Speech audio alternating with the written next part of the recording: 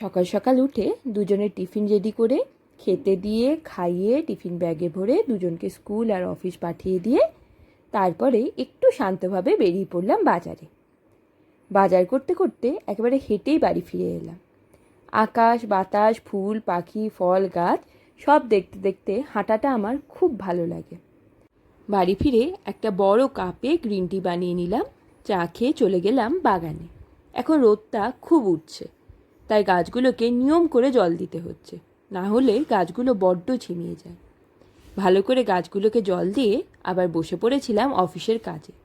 কাজ সারতে সারতেই রুকুকে আনতে যাওয়ার সময় হয়ে গেছিল। খাওয়া হয়নি আর।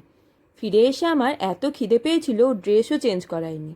রুকু খেলছিল আর আমি সোজা বসে পড়েছিলাম খেতে। তারপরে সন্ধেবেলা দুজনের জন্য বানালাম কিনুয়া আপেল কলা আর দুধ দিয়ে একটা স্মুদি।